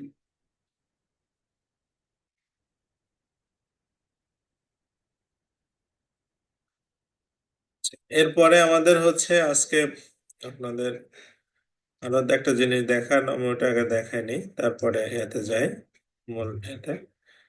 সেটা হচ্ছে আপনাদের, আমি কয়েকটা ওয়ার্ড পড়তে দিছি আজকে, এটা খেয়াল করছেন যে একটা জেন্ডার অপশন ছিল, আর একটা হচ্ছে আপনার এই কনফিউজড ওয়ার্ড। আচ্ছা, এই জিনিসগুলো কি আপনাদের একটু যার সাথে আমি দেখাই দিই। জেন্ডারে আপনি এগুলো সব মুখস্থ করবেন, হ্যাঁ। এখানে বেশি না, এইগুলো জাস্ট এখানে প্রত্যেকটাই ইম্পর্টেন্ট। এখানে প্রত্যেকটা আইটেম মুখস্থ করে ফেলবেন। হুম, এগুলো কিন্তু পরীক্ষায় আসে, সবগুলোই আসে, এখান থেকে বাদ দেওয়ার মতো তেমন কিছু নাই। জেন্ডার এগুলো এগুলো বারবার লিখবেন। ফ্যামিলিন থাকলে ম্যাসকুলিন, ম্যাসকুলিন থাকলে ফ্যামিলিন, এগুলো বারবার লিখবেন আর পড়বেন, হ্যাঁ। আর হচ্ছে মুখস্থ করে ফেলবেন এগুলো, হ্যাঁ। এগুলো আমার পড়ানো কিছু না, আমি ডিফারেন্স বিটুইন ওয়ার্ডের একটা কয়েকটা কথা বলবো। Difference between word, difference between ওয়ার্ডের অর্থ হচ্ছে কিছু কিছু ওয়ার্ড আছে যেগুলো আপনাকে কনফিউজড করে ফেলবে। এগুলোর অর্থ পরীক্ষা অনেক সময় লিখতে আসে, হ্যাঁ, তখন আমরা এগুলো ধরতে পারি না, বা অনেক সময় ব্যবহারের কিছু বিষয় আছে সেগুলো আমরা হচ্ছে বুঝতে পারি না। হুম, তো এগুলো এরকম হাজার হাজার ওয়ার্ড আছে, আমাদের সব ওয়ার্ড জানার দরকার নেই, যেগুলো পরীক্ষাতে আসে সেইগুলো ওয়ার্ড নিয়ে আমরা আলোচনা করব। পার্থক্যগুলো আপনাকে একটু নিজের বুদ্ধিতে চিন্তা করতে হবে। আমি একটা জাস্ট উদাহরণ দিই। যেমন এখানে আছে সাইট আর সাইট। সাইট, এটা হচ্ছে CITE, সাইট। এই সাইট মানে হচ্ছে কোনো কিছু উল্লেখ করা, যেমন রিসাইটেশন বলে, মানে কবিতা থেকে আবৃত্তি করা, সাইট। হ্যাঁ, সাইট করা, সাইট করা মানে আপনি কেউ একটা কিছু লিখেছে, সেখান থেকে আপনি হচ্ছে আহ, উল্লেখ করলেন, সেটা হচ্ছে একটা সাইট। আর SIT, সাইট, এই সাইট মানে হচ্ছে কি, এই সাইট মানে হচ্ছে এই যে যখন কোনো বিল্ডিং হয়, বড় কোনো ফ্যাক্টরি হয় বা কিছু হয়, সেই জায়গার নাম হয় সাইট। যেমন পদ্মা সেতু একটা সাইট ছিল, বুঝতে পারছেন? আচ্ছা, এরপরে আসি SIGST, সাইট যেটা। এই সাইট মানে কি, এই সাইট মানে হচ্ছে কোনো একটা দৃশ্য। তাহলে আপনাকে পরীক্ষায় যদি এই তিনটার পার্থক্য মানে লিখতে দেয়, তাহলে তো অনেক কঠিন হয়ে যাবে, তাই না? যেমন যদি আপনাকে বলে যে I have seen a site, এখানে কোন সাইট হবে? এই সাইট হবে, একটা দৃশ্য দেখছে। আবার যদি বলে যে হচ্ছে হুম, মানে সাইট ফ্রম দ্য লিটারেচার, তাহলে তখন এই সাইট হবে।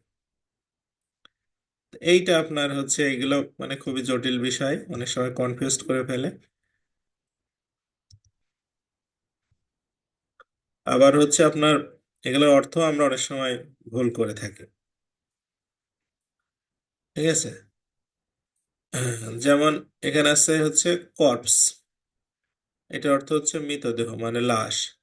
কর্পস, এটা অর্থ হচ্ছে সেনাবাহিনী। আবার CROPS, এটার অর্থ ক্রপস, এটার অর্থ হচ্ছে শস্য। তো উচ্চারণে একটু তফাৎ আছে, কিন্তু দেখেন একদম কাছাকাছি, শস্য দানা। বুঝতে পারছেন? তার মানে এগুলো মোটামুটি এত সহজ না। যেমন এখানে হচ্ছে আপনার বলছে কি যে লুজ মানে হচ্ছে হারানো, এই লুজ মানে হচ্ছে আলগা বা ঢিলা। এলিজিবল মানে যোগ্য, আর ইলিজিবল মানে হচ্ছে অস্পষ্ট। ইলিসিট অর্থ হচ্ছে, ইলিসিট অর্থ বের করে আনা, ইলিসিট অর্থ অবৈধ। বুঝতে পারছেন? তো এই যে সামান্য তফাৎ, যেমন এখানে জেলাস শব্দ অর্থ হিংসা করা, জেলাস মানে অতি উৎসাহী।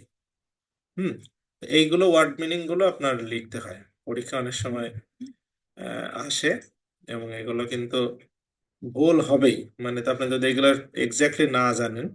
হুম, যেমন এখানে একটা ডিসকভারি আর ইনভেনশন আছে, দুইটাই লেখা আছে আবিষ্কার। তো ডিসকভারি মানে হচ্ছে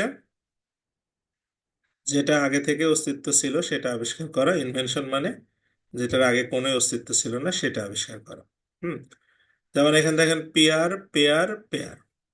পেয়ার মানে নাশপাতি, পৃথিবীর সবচেয়ে জঘন্য খাবারের মধ্যে একটা। পেয়ার মানে হচ্ছে জোড়া, আর পেয়ার অর্থ হচ্ছে খোসা ছাড়ানো কোনো কিছু। হ্যাঁ, তা ড্রাইভ আর রাইড, যেমন গাড়ি চালানো হচ্ছে ড্রাইভ। হ্যাঁ, রাইড মানে ঘোড়া চালানো, ঠিক আছে? সাইকেল চালানোকে রাইড বলে। তারপরে যেমন হিয়ার, হেয়ার, হেয়ার। হিয়ার অর্থ হচ্ছে উত্তরাধিকার, এটা উচ্চারণ হয় ইয়ার। হেয়ার মানে হচ্ছে খরগোশ, আর হেয়ার মানে হচ্ছে চুল। ঠিক আছে, তার মানে এগুলোর মধ্যে একটু ইয়ে আছে।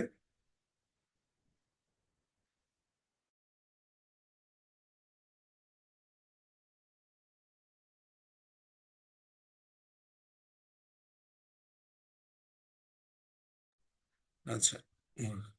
তো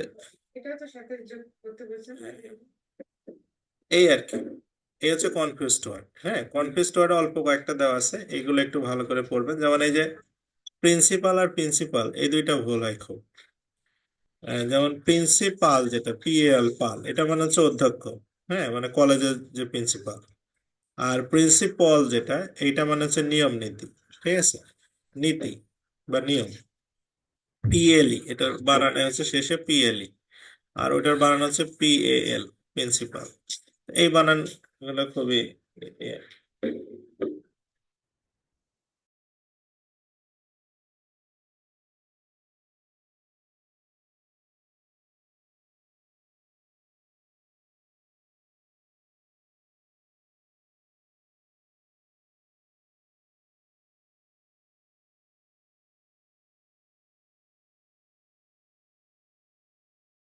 বুঝতে পারছেন বিষয়গুলো কি, মানে ডিফারেন্স বিটুইন ওয়ার্ডের যে মূল কনসেপ্টটা সেটা কি বুঝতে পারছেন, যে কি আসলে এখানে পড়ানো হচ্ছে?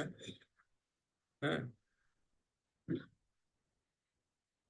হ্যাঁ, মানে এই পার্থক্যগুলোর কারণে আপনাদের হচ্ছে 1-2 মার্ক করে ছুটে যাবে, এগুলো খুঁটিনাটি, এগুলো এগুলো পরীক্ষায় আসে। বাংলাদেশের সম্পদ পড়বেন। বাংলাদেশে কি কি সম্পদ আছে? অনেকেই বলে যে কোনো সম্পদ নাই, যে বাংলাদেশের শিল্প সম্পদ, তৈরি পোশাক শিল্প আছে আমাদের, তারপরে চিনি শিল্প আছে, পাট শিল্প আছে, সার শিল্প আছে, তারপরে কাগজ শিল্প আছে, জাহাজ নির্মাণ শিল্প আছে, সিমেন্ট শিল্প আছে, ওষুধ শিল্প, চামড়া শিল্প আছে। এতগুলো ইন্ডাস্ট্রি আছে আমাদের বাংলাদেশে। হুম। তো এই ইন্ডাস্ট্রিগুলোর প্রত্যেকটা আপনাকে সেপারেট করে ভালো করে পড়তে হবে। যেমন শিল্প সম্পদের মধ্যে আপনার বাংলাদেশের চিনি কল আছে কয়টা? 15টা। এগুলো একটু দেখতে হবে, আর এখানে যে পূর্ণরূপগুলো আছে এগুলো খুব ইম্পর্টেন্ট। রেডিমেড গার্মেন্টস এর ভিতরে আমাদের মূলত সবচেয়ে বেশি পোশাক রপ্তানি হয় হচ্ছে যুক্তরাষ্ট্রে, তারপরে বিভিন্ন দেশে পোশাক রপ্তানি হয়। হুম। আহ, এগুলো একটু দেখবেন, আমাদের এমএফএ আছে, মাল্টি ফাইবার এগ্রিমেন্টের অধীনে আমরা জিএসপি সুবিধা পেতাম। আহ, তাজরিন ফ্যাশনে গার্মেন্টস আগুন লাগার পরে জিএসপি সুবিধা আমেরিকা বন্ধ করে দিয়েছিল। হ্যাঁ। এটা একটু দেখবেন। পাট শিল্প হচ্ছে বাংলাদেশের, আপনার নারায়ণগঞ্জকে বলা হয় পাচ্ছের ডান্ডি। ডান্ডি মানে স্কটল্যান্ডে একটা শহর আছে ডান্ডি, সেখানে পাট কল বেশি ছিল সেই অনুসারে। তো নারায়ণগঞ্জে আগে পাট কল বেশি ছিল, আদমজি জুট মল ছিল, আপনারা জানেন, এগুলো সব বন্ধ হয়ে গেছে। বিএনপি সরকার সেই সময় এগুলো বন্ধ করে দিয়েছিল লোকসানের কথা বলে। তো লোকসান হয় ফ্যাক্টরিগুলোতে, কিন্তু সেগুলো ম্যানেজ করা যেত আর কি বিভিন্নভাবে। সার শিল্প হচ্ছে বাংলাদেশে 17টা সার কারখানা আছে, যার ভিতরে এই যে এখানে আপনার যে 8টা দেওয়া আছে, এই 8টা মোটামুটি মানে ইম্পর্টেন্ট আর কি। হ্যাঁ, এগুলো পড়বেন। শাহজালাল কোম্পানি ফার্টিলাইজার মানে সিলেট। কোন কোন কারখানায় কোন সার হয় এটা আবার পরীক্ষা আসে কিন্তু। হ্যাঁ, যেমন হচ্ছে আপনার শাহজালাল ফার্টিলাইজার কোম্পানি সিলেট, এখানে ইউরিয়া সার হয়। তারপরে যমুনা ফার্টিলাইজার, এখানে হচ্ছে দানাদার ইউরিয়া সার হয়। পলাশ ইউরিয়া ফার্টিলাইজার, এখানে এটা বোঝা যাচ্ছে যেহেতু ইউরিয়া লেখাই আছে এখানে। ট্রিপল সুপার ফসফেট কমপ্লেক্স, এখানে টিএসপি এসএসপি, এরকম। তো যাক, এই সারগুলোর নামও কিন্তু পরীক্ষায় আসে। বুঝতে পারছেন? এগুলো পড়বেন যে কোন কারখানায় কোন সার উৎপাদন হয়, এগুলো আসে। আচ্ছা। তারপরে বাংলাদেশ থেকে সার রপ্তানিমুখী একটা কারখানা আছে যেটা কাপকো, কর্ণফুলী ফার্টিলাইজার বলে এটাকে, এটা জাপান সরকার আর বাংলাদেশ সরকার একসাথে প্রতিষ্ঠিত হয়। বাংলাদেশের কাগজ শিল্পের মধ্যে আছে কর্ণফুলী পেপার মিলস। হ্যাঁ। এটা হচ্ছে, তারপরে Khulna news print, Khulna news print বন্ধ হয়ে গেছে, এখন আর নাই, এটা সবচেয়ে বড় কাগজ ছিল। আর নর্থ বেঙ্গল পেপার মিল ছিল পাকশিতে, এটা বন্ধ হয়ে গেছে এগুলো। হ্যাঁ, এগুলো আর নাই। এই জাহাজ নির্মাণ শিল্পটা খুব ইম্পর্টেন্ট। আমাদের বাংলাদেশের সবচেয়ে বড় জাহাজ নির্মাণ প্রতিষ্ঠান হচ্ছে খুলনা ডি শিপইয়ার্ড। আর আনন্দ শিপইয়ার্ড থেকে স্টেলা মেরিস নামে একটা জাহাজ ডেনমার্কে রপ্তানি করা হয়েছিল। আর হচ্ছে আপনার এমভি বাঙালি, বাংলাদেশের তৈরি একটা যাত্রীবাহী জাহাজ। আমাদের সিমেন্ট শিল্পের ভিতরে হচ্ছে আপনার ছাতক সিমেন্ট শিল্প, লাফার্জ সিমেন্ট, শাহ সিমেন্ট, এই তিনটা বিষয়। ওষুধ শিল্পের মধ্যে 1982 সালে আমাদের দেশে ওষুধ নীতি প্রণয়ন করে এরশাদ সরকার। যে ওষুধ, যে ভেজাল ওষুধ বা বিভিন্ন ওষুধের যে মানে ক্ষতিকর ব্যবহার, অপ্রয়োজনীয় ওষুধ মার্কেটিং করা, এগুলো বন্ধ করাই ছিল এর লক্ষ্য। এটা আমাদের দেশে এটা ওষুধ পার্ক আছে মুন্সিগঞ্জের গজারিয়াতে। হুম। চামড়া শিল্প, আমাদের দেশের চামড়া শিল্প মোটামুটি এই যে ব্ল্যাক বেঙ্গল ছাগল, যেটা কুষ্টিয়া গ্রেড, এই চামড়াটা সবচেয়ে বেশি আর কি এখন জনপ্রিয় ছিল। এখন তো চামড়া আসলে ভাবে আমাদের মানে সরকারি কোনো উদ্যোগ নাই, কোনো প্রসেসও নাই।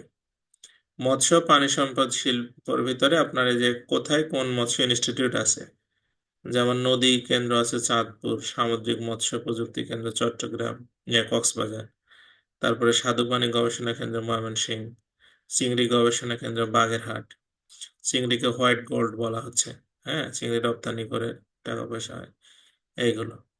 তারপরে মেরিন ফিশারিজ একাডেমি আছে চট্টগ্রাম।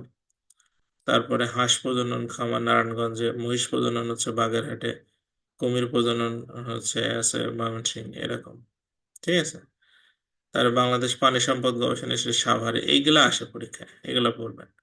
বাংলাদেশে এনার্জির ভিতরে আছে আপনার বিদ্যুৎ কেন্দ্রের ভিতরে তাপভিত্তিক বিদ্যুৎ কেন্দ্র আছে, বড় বড় আছে। আপনার বড়পুকুরিয়া, দিনাজপুর যেটা,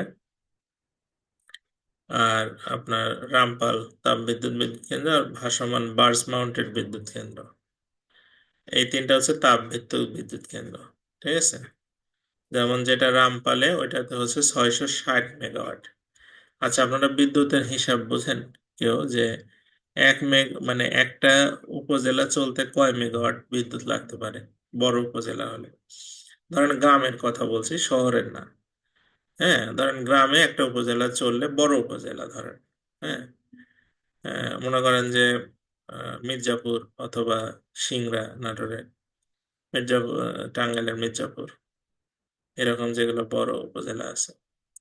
আপনাদের কারো ধারণা আছে কারেন্ট সম্পর্কে, যে মানে কত মেগাওয়াট কারেন্ট হলে আমাদের মানে একটা উপজেলা চলবে? কেউ বলতে পারবেন এটা? মানে আমাদের এই যে রামপালে, যেটা একটা কারেন্ট তৈরি কারখানা, মানে 1320 মেগাওয়াট যেটা, 1320 মেগাওয়াট। তো 1320 মেগাওয়াট কারেন্ট তৈরির জন্য এত টাকা খরচ, কোটি কোটি টাকা খরচ, ইনভেস্ট। যেমন মাতার বাড়ি, যেটা আল্ট্রা সুপার ক্রিটিক্যাল কোল পাওয়ার প্রজেক্ট, এটাতে মাত্র 1200 মেগাওয়াট। হুম। 1200 মেগাওয়াটের জন্য আমাদের এত টাকা খরচ, বুঝতে পারছেন? হ্যাঁ, যেমন রূপপুরে যেটা, রূপপুরে হচ্ছে আপনার 2400 মেগাওয়াট উৎপন্ন হবে, মানে দুইটা ইয়ার থেকে, দুইটা চুল্লি থেকে 2400 মেগাওয়াট মানে পারমাণবিক বিদ্যুৎ হবে।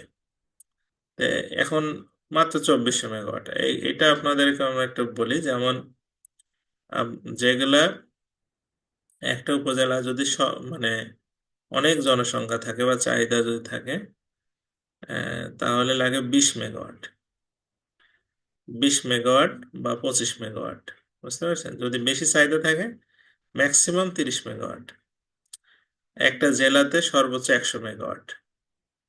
হ্যাঁ, মানে যদি আপনার ইন্ডাস্ট্রি এগুলো না চলে, মানে জেনারেলি যদি আপনার শুধু মানে পাবলিকের বাসায় বিদ্যুৎ দেয়, তাহলে আপনার সর্বোচ্চ একটা জেলাতে লাগবে 100 মেগাওয়াট, এর বেশি না, মানে এর বেশি যাওয়ার সুযোগ না। তার মানে আপনি চিন্তা করেন যে রূপপুর যে পারমাণবিক বিদ্যুৎ কেন্দ্রটা বাংলাদেশে পাবনাতে তৈরি হলো, পাকশীতে, হ্যাঁ, এখনো কাজ শেষ হয়নি। ওটা কি অবস্থায় আছে এখন বোঝা যাচ্ছে না। আসলে এটা চালু হওয়াটা খুব জরুরি ছিল বাংলাদেশের জন্য। এটা 2400 মেগাওয়াট। তার মানে আপনি দেখেন, 2400 মেগাওয়াট মানে কি, ধরেন যদি আপনি আহ 100 মেগাওয়াট করে অ্যাভারেজে ধরেন একটা জেলাতে, তাহলে 24টা জেলা আপনার এই একটা প্লান্ট থেকে হয়ে যাবে, কাভার হয়ে যাবে।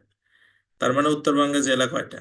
উত্তরবঙ্গে আপনার এই রাজশাহী আর রংপুর দিয়ে মোট জেলা আছে 16টা। তাহলে 16টা জেলা যদি ইন্ডাস্ট্রিয়ালাইজেশনও করা যায়, মানে মনে করেন 16টা জেলায় 1600 মেগাওয়াট লাগবে, তাই না? এভারেজে ধরেন আরো বেশি লাগলো, তাও 400 মেগাওয়াট, 2000 মেগাওয়াট, তাও 400 মেগাওয়াট বিদ্যুৎ অতিরিক্ত থাকবে, যেটা দিয়ে ইন্ডাস্ট্রিয়ালাইজেশন করা সম্ভব। বুঝতে পারছেন বিষয়টা কি? তার মানে 16টা জেলার 24 ঘন্টা বিদ্যুৎ সাপ্লাই দেওয়ার পরেও এখানে ইন্ডাস্ট্রি তৈরি করা সম্ভব হয়, যদি এটা রান করা যায়। এই 16টা জেলার আর বিদ্যুৎ চাহিদা নিয়ে কোনো প্রকার সমস্যা থাকবে না, যদি এখান থেকে জাতীয় অন্যদিকে না ট্রান্সফার করে, মানে যদি শুধু এখানে এই অঞ্চলে ব্যবহার করে। তাহলে এরকম যদি আরেকটা প্ল্যান্ট আপনার তৈরি করা যায়, তাহলে মোটামুটি আমাদের সারা বাংলাদেশে মানে এই শীতের সময় শুধু দুইটা প্ল্যান্ট চালালে যথেষ্ট। বুঝতে পারছেন? তার মানে এরকম একটা ভালো একটা মানে প্রিপারেশন নিয়ে কাজটা করা হয়েছিল। এক দুর্ভাগ্যবশত আমাদের এটা চালু হয়নি, আর হওয়ার সম্ভাবনা আমি আর চোখে দেখতেছি না। কি অবস্থায় আছে এখন আমি বলতেও পারছি না। হ্যাঁ। তো যাই হোক, এটা একটু পড়বেন যে এটার মানে গুরুত্বপূর্ণ আছে। কর্ণফুলী পানি বিদ্যুৎ একটা আছে, সেটা কাপ্তাই হ্রদে। সৌরবিদ্যুৎ হচ্ছে নরসিংদী জেলার রায়পুরা 50 মেগাওয়াট একটা সৌরবিদ্যুৎ আছে। 50 মেগাওয়াট মানে কিন্তু কম না, মানে দুইটা উপজেলা কিন্তু গোটা চলবে। হ্যাঁ, বায়ুবিদ্যুৎ বায়ুভিত্তিক বিদ্যুৎ কেন্দ্র আছে ফেনীর সোনাগাজীতে। আমাদের দেশে ডাইভার্সিফাইড তেমন ইয়ে নাই তো। এক্ষেত্রে আপনারা যদি সম্ভব হয় সৌরবিদ্যুৎ ব্যবহার করবেন সবাই বাসায়। সৌরবিদ্যুৎ ভালো মানে একটু টাকা খরচ করে নিলে দীর্ঘদিন ব্যবহার করা যায়, মানে যেটা জাতীয় গ্রিডে ট্রান্সফার করা যায় এরকম সৌরবিদ্যুৎ আপনারা নেবেন। মানে একটু খরচ হবে, যে আপনার বাসায় সকল বিদ্যুৎ বৈদ্যুতিক যন্ত্রপাতি চলবে, অ্যাজ ওয়েল অ্যাজ এক্সট্রা থাকলে সেটা জাতীয় গ্রিডে চলে যাবে অটোমেটিক। তাহলে আপনার ওখান থেকে যে কারেন্টটা উৎপাদন হলো সেটা অন্যজন ব্যবহার করতে পারবে, আপনার ব্যবহার পরে অন্যজন ব্যবহার করতে পারবে এরকম। দেখ, বাংলাদেশে গ্রাম বাংলার বিদ্যুতায়নের দায়িত্বে থাকে বাংলাদেশ পল্লী বিদ্যুতায়ন বোর্ড একটা আছে, রুরাল ইলেকট্রিফিকেশন বোর্ড নাম। তো এই আমাদের খনিজ সম্পদে আসি। খনিজ সম্পদ, আমাদের দেশে যে খনিজ সম্পদ তার মধ্যে আছে গ্যাস। 55 সালে গ্যাস আবিষ্কার, 57 সাল থেকে গ্যাস তোলা শুরু হয়। তো এখানে কিছু গ্যাস ক্ষেত্রের নাম দেওয়া আছে, এগুলো একটু পড়বেন। আর আমাদের তেল ক্ষেত্র আছে দুইটা, একটা হরিপুর একটা বরমচাল। কয়লা, কয়লার খনি আছে মোট 5টা, যার মধ্যে জয়পুরহাট, দিনাজপুর, রংপুর, দিনাজপুরের দিঘিপাড়া, বড়পুকুরিয়া, ফুলবাড়ি, এই তিনটাই হচ্ছে ওখানে। আর জয়পুরহাটের জামালগঞ্জে আর রংপুরের খালাসপীর এই। আর কঠিন শিলা আপনার হচ্ছে আছে দিনাজপুরের মধ্যপাড়াতে। চুনাপাথর হচ্ছে কক্সবাজার সেন্ট মার্টিনে, চীনামাটি নেত্রকোনার বিজয়পুর, কাঁচবালি পাওয়া গেছে হচ্ছে হবিগঞ্জে, সৈকত বালি তো কক্সবাজারে, ইউরেনিয়াম পাওয়া গেছে মৌলভীবাজারে কোলাউড়া। এইগুলো আমরা আসলে খুব মানে এখনো এক্সট্রাক্ট করতে পারিনি। মৌলভীবাজারে কোলাউড়া যেটা ইউরেনিয়াম পাওয়া গেছে, আপনারা জানেন যে ইউরেনিয়াম কিন্তু একটা আপনার রিনিউয়েবল এনার্জি। যদি আপনার ইউরেনিয়াম একটা এই যে মানে রড থাকে, একবার রান করলে 100-150 বছর রান করা যায়। এত এনার্জি থাকে এটাতে। এগুলো পাওয়া গেছে কিন্তু এখন এক্সট্রাক্ট করা হয়নি সাইন্টিফিক্যালি। আমাদের দেশে তো বিজ্ঞানী তৈরি হয় কিন্তু থাকে না, থাকবেই বা কেন? এরা বুয়েট থেকে, বুয়েটের 90% স্টুডেন্ট দেশে নাই, তারা পাশ করার সঙ্গে সঙ্গে বাইরে চলে যাচ্ছে। যাবে না কেন? কারণ মানুষের ফিউচার বলে তো একটা কথা আছে। আসলে এগুলো তো মানে তামাশা না, আপনার হচ্ছে একটা ডিসিপ্লিন নাই, কোনো কিছু নেই। ইঞ্জিনিয়াররা দেশ ছাড়লে, বিজ্ঞানীরা দেশ ছাড়লে, আপনি এই খালি ইউনো ডিসি দিয়ে কি আর দেশ চলবে? খালি পুলিশ দিয়ে কি খালি দেশ চলবে? এটা তো সম্ভব না। তো এখন এরকম ভাবে চলবে। আমাদের দেশে আপনি দেখেন, এখানে যে সম্পদগুলো দেখানো হলো, এই সম্পদগুলোকে যদি আমরা এক্সট্রাক্ট করতে পারতাম, তাহলে এই 16 কোটি লোক। এখন বাংলাদেশে এমন একটা জায়গা যেখানে প্রত্যেক ইঞ্চি জমিতেই ফসল ফলানো সম্ভব, মানে প্রত্যেকটা জমি ফার্টাইল এখানে। মানে এরকম না যে আপনার কোনো একটা জমিতে ফসল আবাদ করলে হয় না, যেমন ইউরোপে আপনার মাঠের পর মাঠ কোনো ফসলই হয় না। জমি ভালো, আবাদ করে ফসল লাগাইলেও হবে না আপনার। কিন্তু আমাদের দেশে এরকম না। এত পরিমাণ ভালো পরিমাণ সম্পদ, যে আমাদের দেশে যে নদীগুলো ছিল এগুলো যদি যা সুষ্ঠু ব্যবহার করলে এই নদীর মাছ খেয়ে মাছের আবাদই করা লাগতো না। কিন্তু নদীগুলোর সাথে দিছে হচ্ছে বাড়ির ড্রেনের লাইন আর আপনার কলকারখানার লাইন। আর বাদ বাকি যেটুকু বাকি আছে এটুকু আবার ঘর বাড়ি তুলছে। আর মাঝখানে আপনার ওই হচ্ছে বড় বড় লোকজন দখল করে বালু তুলতেছে, শেষ। আর থাকেই কি? নদীগুলো নষ্ট করছে সব। মানে প্রাকৃতিক সম্পদের 90% তো নদীতে থাকে, পানিতে থাকে, সে নদী নষ্ট করে ফেলছে। আমাদের যে সমুদ্র পাওয়া গেছে 1,18,813 বর্গ কিলোমিটার, এই সমুদ্র সীমা যদি আমরা ঠিকভাবে ব্যবহার করতে পারি, যেখান থেকে যে মাছ হবে সারা বাংলাদেশের মানুষ খায় শেষ করতে পারে না আজীবনের জন্য। যখন যে গ্যাস আছে এগুলো তুললে বাংলাদেশে আর কোনো দরকারই হবে না। তো এগুলো তো আসলে আমাদের, ওই যে বললাম, শিক্ষিত লোক দেশে থাকতে চাচ্ছে না, থাকবে না তো, কখনোই থাকবে না। এটা সম্ভবও না আপনার। মানে যে পরিমাণ বৈষম্যের শিকার হয় এই ডাক্তাররা, ইঞ্জিনিয়াররা, বড় বড় শিক্ষকেরা, এরা কখনো এই দেশে থাকবে না, থাকার কথা না। কারণ দেশকে ভালোবেসে, আপনার ভালোবাসা তো একপাক্ষিক হলে হয় না, তাই না? এটা সম্ভব না। তো এই জিনিসটা একটু দেখবেন বাংলাদেশের কৃষি সম্পদের মধ্যে, যেটা দেখবেন যে আমাদের দেশে কিছু ধান আছে। এই যে BR2, বিআর মানে Bangladesh rice research institute, BR4, BR28, BR33, BR40, BR50, এরকম। বাংলাদেশ কৃষি গবেষণা ইনস্টিটিউট আছে ময়মনসিংহে, বাংলাদেশ কৃষি সম্প্রসারণ অধিদপ্তর ঢাকা ফার্ম গেট, এগুলো খুব ইম্পর্টেন্ট আসে। কৃষি উন্নয়ন কর্পোরেশন আছে, বাংলাদেশ কৃষি গবেষণা ইনস্টিটিউট, এর মধ্যে মশলা গবেষণা কেন্দ্র আছে বগুড়াতে, ডাল গবেষণা কেন্দ্র আছে ঈশ্বরদীতে, ফল গবেষণা কেন্দ্র আছে রাজশাহীতে। রাজশাহীতে যদি কেউ আসেন কখনো দেখতে, অনেক সুন্দর জায়গা ফল গবেষণা কেন্দ্রে, অনেক বড় জায়গা নিয়ে তারা মানে এটা ভালো একটা চেষ্টা করতেছে আর কি। তারপরে বাংলাদেশ পাট গবেষণা কেন্দ্র ইনস্টিটিউট আছে ঢাকাতে। পাটের থেকে এক প্রকারের মিশ্রণ ফাইবার তৈরি করেছিল মোহাম্মদ সিদ্দিকুল্লাহ জোটর নামে। পাটের জিন রহস্য উন্মোচন করেছেন ডক্টর মাকসুদুল আলম, বাংলাদেশের বিজ্ঞানী। কিন্তু উনি এই দেশে করতে পারছেন না, দেশের সুযোগ নেই, উনি দেশের বাইরে থেকে। একটা কোনো উদ্ভিদ বা প্রাণীর জিন রহস্য উন্মোচন করা মানে সেটা নিয়ে উৎপাদনে ব্যাপক পরিবর্তন আনা যায়। মানে সে আসলে সৃষ্টি হয়েছে কিভাবে, এটা আপনি ধরে ফেলতে পারছেন, তখন তার জাত উন্মোচন করা সহজ হয়। যে একটা পাটকে কিভাবে লম্বা করা যায়, মোটা করা যায়, এটা ইজিলি তখন একটা জিন চেঞ্জ করে দিলে হয়ে যাবে। এই মাকসুদুল আলম এত জ্ঞানী মানুষ, উনি ফরিদপুর জেলায়। উনি পাটের জিনোম সিকোয়েন্স, পেঁপে, রাবার এবং ছত্রাক এই জীবন রহস্য আবিষ্কার করে। চিন্তা করছেন, একটা পেঁপে মানে খাদ্যপণ্য, এটা যদি আপনার রেভলিউশন করানো সম্ভব দেশে ওনার থিওরি দিয়ে। রাবার, আমাদের দেশে যে গাড়ির টায়ার, স্যান্ডেল, জুতা, এগুলো রাবারের যেগুলো আছে, আপনার প্লাস্টিকের অনেক রাবারের কিছু ব্যবহার হয়, এগুলো যদি করা যায় তাহলে চিন্তা করেন যে রাবার শিল্পে আমাদের কত উন্নতি করা সম্ভব। এগুলো উনি করতে পারছে, তো এনার নাম পড়বেন, খুব ইম্পর্টেন্ট। বাংলাদেশের সুগার ক্রপ গবেষণা ইনস্টিটিউট আছে, এটা হচ্ছে ঈশ্বরদীতে। এর আগে নাম ছিল ইক্ষু গবেষণা ইনস্টিটিউট। হ্যাঁ, আচ্ছা।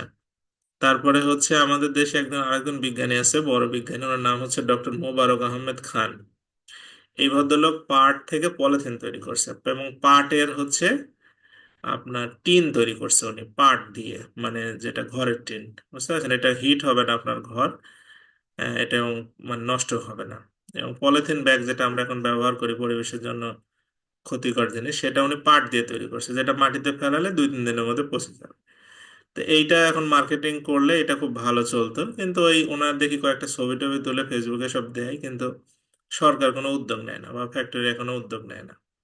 ওনার ওই গবেষণা খাতা কলমে আছে। বাংলাদেশে ফসল উৎপাদন হয় দুইটা মৌসুমে, একটা রবি মৌসুম আর একটা হচ্ছে খরিফ মৌসুম। রবি মৌসুম মানে হচ্ছে শীতকাল। হ্যাঁ, তো শীতকালীন যেগুলো সবজি, আর খরিফ মৌসুম মানে ভাদ্র মাস চৈত্র থেকে গরমকাল।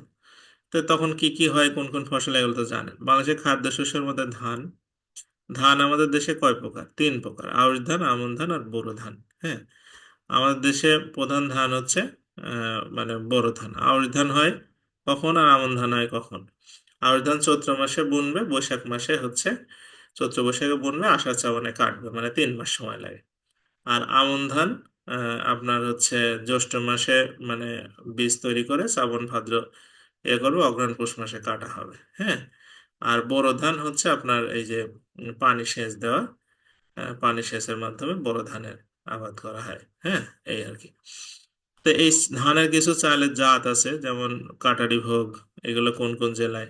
বালাম, দিনাজপুরের কাটারি ভোগ, ময়মনসিংহের বিরয়, এগুলো ধানের জাতগুলো। এটাও সবচেয়ে বেশি চালের কল আছে নওগাঁ জেলায়। আর গম হচ্ছে আপনার বাংলাদেশের দ্বিতীয় প্রধান খাদ্যশস্য, যার ভিতরে আপনার